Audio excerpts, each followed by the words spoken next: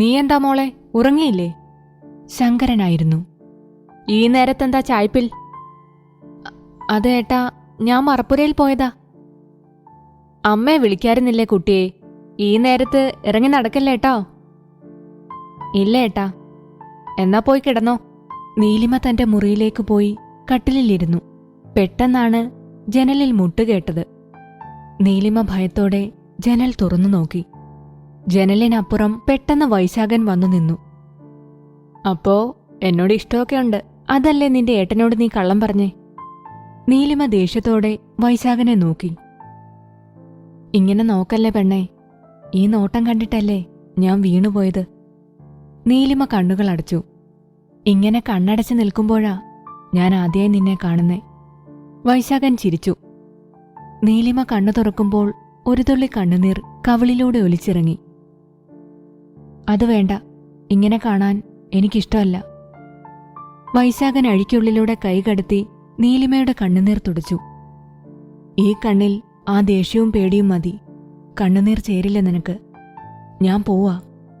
വൈശാഖൻ ഇരുട്ടിലേക്ക് മറിഞ്ഞു. നീലിമ തനിക്കെന്താ പറ്റിയതെന്ന് മനസ്സിലാക്കാതെ ജനലിലൂടെ ഇരുട്ടിലേക്ക് നോക്കിയിരുന്നു. പിറ്റേന്ന് കുളത്തിന്റെ അടുത്ത് നീലിമയും കൂട്ടുകാരികളും വന്നിരുന്നു. നീലു, ഇന്നലെ ഉണ്ണേട്ടൻ വന്നോ? ജാനകി ആകാംക്ഷയോടെ നീലിമയെ നോക്കി. നീലിമ മൂളി. വന്നോ? എന്നിട്ട് നീ പോയോ കുളത്തിന്റെ അടുത്തേക്ക്? ഓമന ചോദിച്ചു. നീലിമ വീണ്ടും മൂളി. എന്നിട്ട് കൂട്ടുകാർക്ക് അവരുടെ ആകാംക്ഷ അടക്കാനായില്ല. നീലിമ ഒന്നും മിണ്ടാതെ കൂട്ടുകാരെ നോക്കി. പറയടി, എന്താ ഉണ്ടായേ? എന്താ ഉണ്ണിയേട്ടൻ പറഞ്ഞേ? നീ എന്തിനാ പോയേ? ഇഷ്ടമല്ലെന്ന് പറയാൻ പോയതാ ഞാൻ. എന്നിട്ട് പറഞ്ഞോ? ഇല്ല, അയാൾക്ക് മനസ്സിലായി ഇഷ്ടമല്ലെന്ന് പറയാനാ ഞാൻ വന്നേന്ന്. പക്ഷേ അത് പറയാൻ സമ്മതിച്ചില്ല. എന്നെ ഇഷ്ടമാണെന്ന് പറഞ്ഞ് കാത്തിരിക്കുമെന്ന് പറഞ്ഞു. പിന്നെ പിന്നെ പിന്നെ എന്താടി? ജാനകി ചോദിച്ചു. ഇവിടെ ഒരു ഉമ്മയും തന്നു. നീലിമ നെറ്റിയിൽ വിരൽ കൊണ്ട് തൊട്ടു. ഉമ്മയോ? ഓമനയ്ക്ക് തല കറങ്ങുന്നതായി തോന്നി. നീലിമയുടെ കണ്ണുകൾ നിറഞ്ഞു. എന്തിന്? നീ എന്തിനാ അതിന് നിന്നുകൊടുത്തേ? ഞാൻ നിന്നുകൊടുത്തതല്ല, എന്നെ ചേർത്ത് പിടിച്ച് തന്നതാ. അയാളെ ഇടയ്ക്ക് ഓർക്കാൻ വേണ്ടിയിട്ടാണത്രേ. നീലിമ കണ്ണു തുടച്ചു. നന്നായിണ്ട്. നിനക്കറിയില്ലേ നിന്റെ തറവാട്ടുകാരും മനക്കിലുള്ളവരും വഴക്കാണെന്ന്? എന്നിട്ടാണോ? അയാളല്ലേ, ഞാനല്ലല്ലോ. നിനക്കിഷ്ടാണോ ഉണ്ണിയേട്ടനെ? അല്ല, എനിക്കറിയില്ല. ഞാൻ പോവാ. നീലിമ എഴുന്നേറ്റോടി പടവുകൾ കയറി പുറത്തെത്തിയപ്പോഴാണ് വൈശാഖനെ കണ്ടത്. എല്ലാം പറഞ്ഞല്ലേ കൂട്ടുകാരോട്?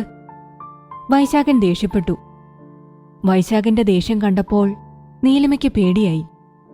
പറഞ്ഞോ എല്ലാം? പറഞ്ഞോന്ന് വൈശാഖൻ ഉറക്കെ ചോദിച്ചു. ശബ്ദം കേട്ട് നീലിമയുടെ കൂട്ടുകാരികൾ നീലിമയുടെ അടുത്തേക്ക് വന്നു. നിന്നോടാ ചോദിച്ചത്. വൈശാഖൻ നീലിമയെ നോക്കി.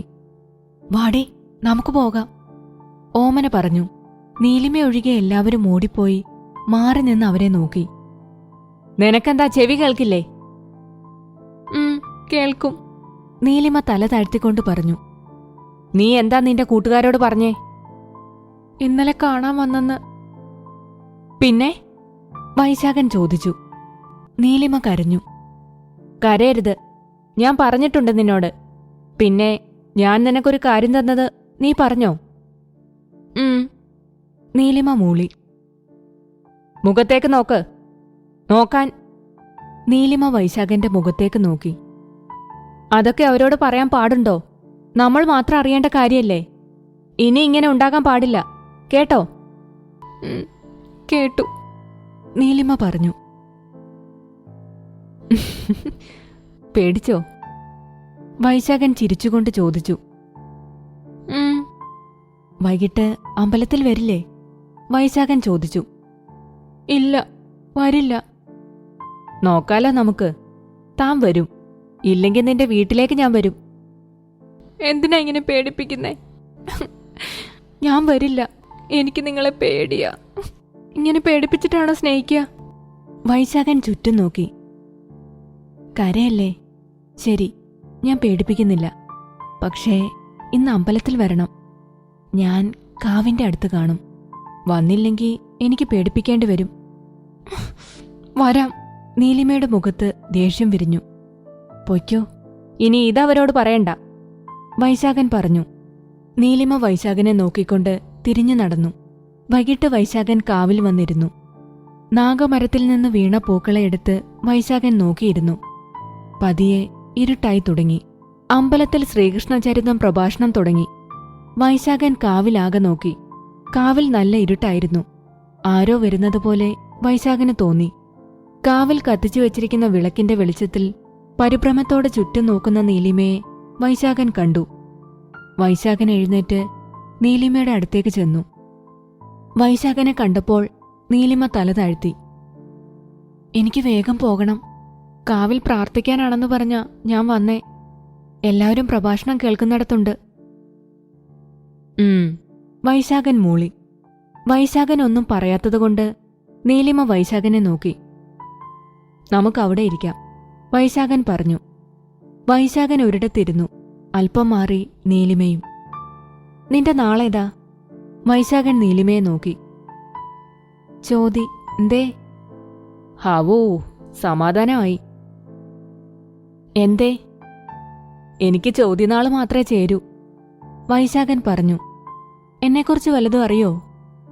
ഇല്ല. എന്റെ പേര് വൈശാഖൻ. എല്ലാവരും ഉണ്ണിയെന്നും ഉണ്ണിയേട്ടനെന്നും വിളിക്കും. അച്ഛനും അമ്മയും മരിച്ചു. ഒരേട്ടനുണ്ട്. ഏട്ടത്തെയും അവരുടെ മക്കളും ഞാനും. ഇതാണ് എന്റെ കുടുംബം. കാളിയാർമന, അതാണ് എന്റെ തറവാട്. നിന്നെക്കുറിച്ചെല്ലാം എനിക്കറിയാം. ഇനി ഒന്നേ അറിയണ്ടു, എന്നെ ഇഷ്ടമാണോന്ന്. ഇഷ്ടമല്ലെന്ന് പറഞ്ഞാ ഇഷ്ടമാകുന്നവരെ ഞാൻ ശല്യം ചെയ്യും. ഇഷ്ടമാണെന്ന് പറഞ്ഞാ ആരെതിർത്താലും നിന്നെ ഞാൻ കൊണ്ടുപോകും. അപ്പൊ പറയേ, ഇഷ്ടമാണോ എന്നെ? വൈശാഖൻ നീലിമയെ നോക്കി. എനിക്കറിയില്ല. അപ്പോ വെറുപ്പാണോ എന്നെ? വൈശാഖൻ ചോദിച്ചു. അല്ല, വെറുപ്പില്ല.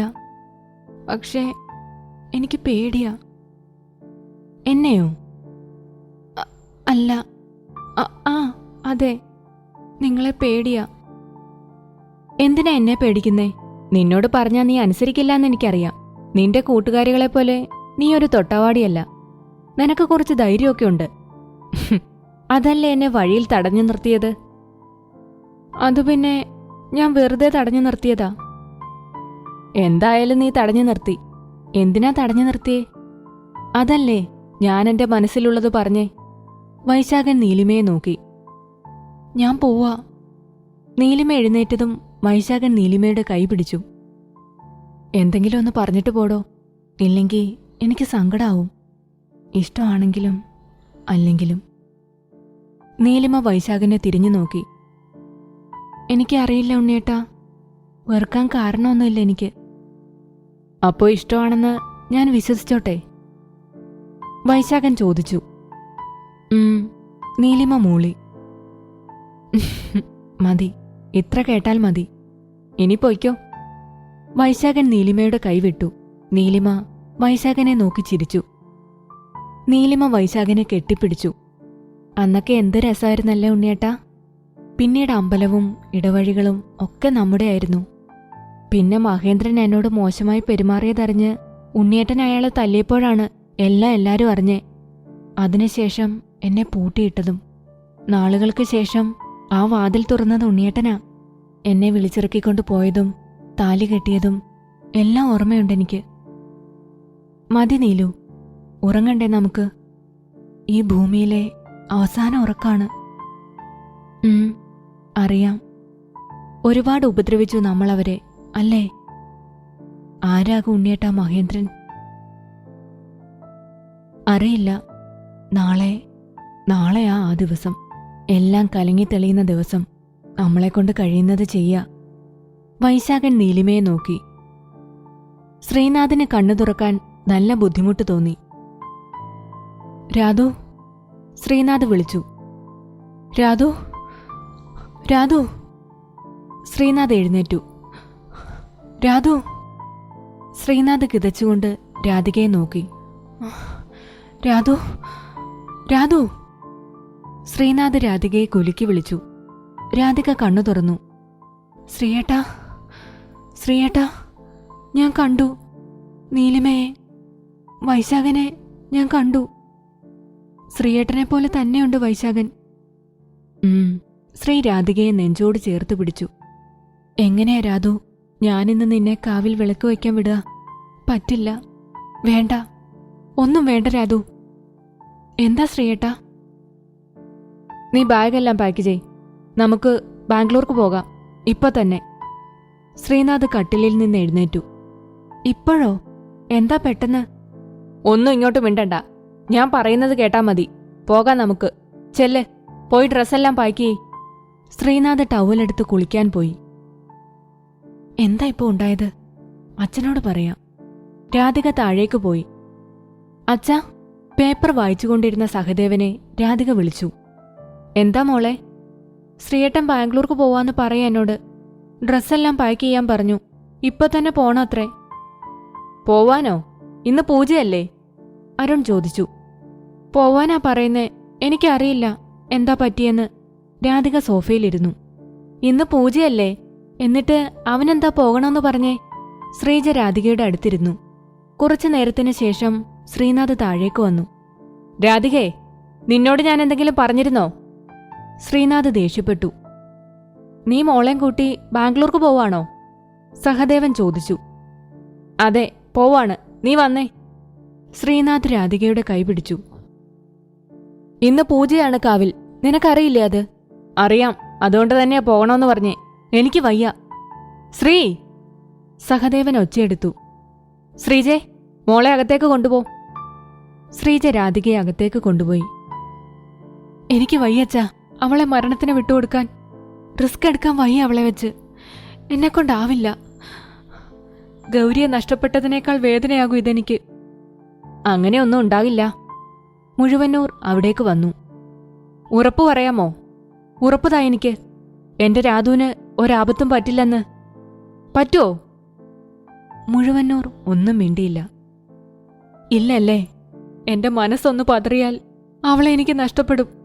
ഇല്ല, സമ്മതിക്കില്ല ഞാൻ. ഞാൻ പോകും. അവളെ കൊണ്ട് ഞാൻ പോവാ.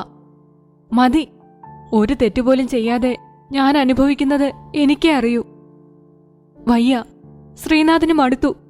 എനിക്ക് അവളെ വേണം. അവളുടെ ഒപ്പം ജീവിക്കണം. പ്ലീസ്, പോകണോ എനിക്ക്? ശ്രീനാഥ് എല്ലാവരുടെയും മുന്നിൽ കൈകൂപ്പി. ശ്രീ! സഹദേവൻ വിളിച്ചു. വേണ്ട, ശ്രീനാഥ് പൊയ്ക്കോട്ടെ. മുഴുവന്നൂർ പറഞ്ഞു. പൊയ്ക്കോട്ടെ. ശ്രീനാഥ് എല്ലാവരെയും നോക്കി. രാധു! ശ്രീനാഥ് വിളിച്ചു. രാധിക ഹാളിലേക്ക് വന്നു. വാ പോകാം. നിന്റെ ഡ്രസ്സൊന്നും വേണ്ട. ഡ്രസ്സെല്ലാം അവിടെ എത്തിയിട്ട് വാങ്ങാം. നീ പോയി കുളിക്ക്. ശ്രീനാഥ് ഒരു ഭ്രാന്തനെ പോലെ ഹാളിലെ സോഫയിലിരുന്നു.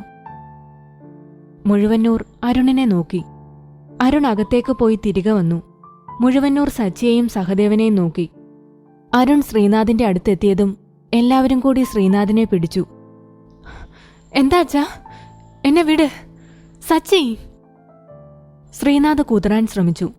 സച്ചി ശ്രീനാഥിന്റെ കൈ നിവർത്തിപ്പിടിച്ചു. അരുൺ ഇഞ്ചക്ഷൻ കയ്യിലെടുത്ത് ശ്രീനാഥിന്റെ കൈയിലേക്ക് കുത്തി. നോ! ശ്രീനാഥ് അലറി. നോ! ശ്രീക്ക് ബോധം അറിയുന്നതുപോലെ തോന്നി. ശ്രീ എഴുന്നേറ്റ് അരുണിന്റെ കഴുത്തിൽ കുത്തിപ്പിടിച്ചു. മെല്ലെ ശ്രീനാഥിന്റെ കൈ അയഞ്ഞു. ശ്രീനാഥ് വീഴാൻ പോയതും സച്ചി ശ്രീനാഥിനെ താങ്ങിപ്പിടിച്ചു. അച്ഛനോട് ക്ഷമിക്കടാ മോനെ. രാധികയെ ബലി കൊടുത്തിട്ടായാലും എന്റെ മോനെ എനിക്ക് രക്ഷിക്കണം.